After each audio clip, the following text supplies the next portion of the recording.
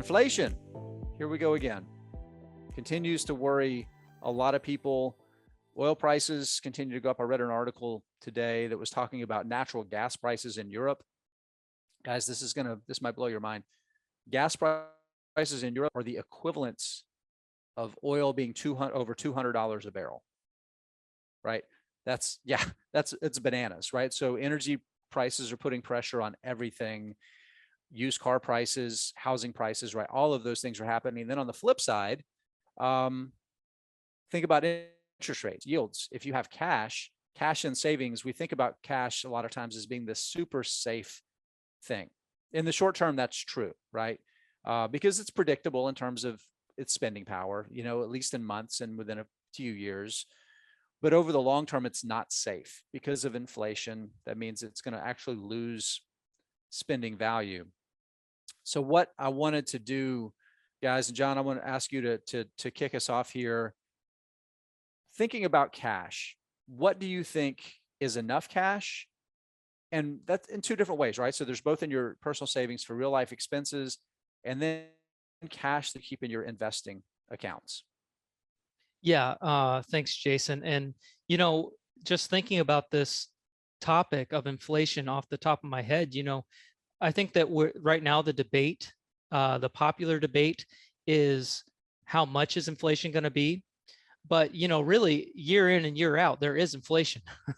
One way or another, it's either a little bit or some years it's more than normal. But either way, inflation is a long-term trend. And this is why you really do want to have money invested in things like the stock market, because, it's risky not to. In a way, it's called the opportunity risk. You have to grow your capital in some way. You're losing money if it's staying on the sidelines. So we don't want to overdo it. To the same token, we don't want to underdo it. And so I'm a big fan of Dave Ramsey as far as his approach to personal finance. I really appreciate a lot of things that he has to teach. One of his teachings is, you have 3 to 6 months of living expenses in an emergency fund. How much is your rent? How much is your health insurance going to be? How much is your electricity bill going to be? How much do you need for food? How much do you need for gas to drive your kids to school? That kind of stuff. Exactly. Yeah. This is to keep the lights on, to keep food on the table, and to keep you, in the case that you lose your income, keep you from having to settle for the first new income stream that comes along. 3 to 6 months, now you have options. And so I really think that's a powerful thing. And then also, I like to keep money in cash that I think I might need in the next 3 to 5 years. Why is that? And I'm going to quote Dave Ramsey here. He just said this the other day, and I thought it was so funny and so true. He said, your financial plan is this beautiful yellow brick road, but you forgot to account for the flying monkeys. Okay, there are flying monkeys. There are things that are going to derail your financial plan. And, if you think that you might need something in the next 3 to 5 years, that's not for the stock market. It's really not, because it's so unpredictable. You don't know when a bank in China is going to go bankrupt and knock the whole thing down. You don't know when Enron is going to be caught in doing all sorts of things. You don't know when these things are going to happen.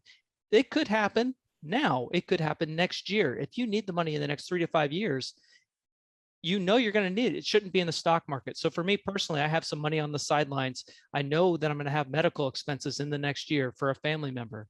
I know that I am saving up for an investment property, a piece of real estate, and that we want to put it on Airbnb, saving up for that. So that's in my 3 to 5 year plans. That's cash on the sidelines. I know it's not making the best return, but I'm also insulating myself from the unexpected crash in the stock market. And then in my investing accounts, I don't like to keep more than 10% in cash.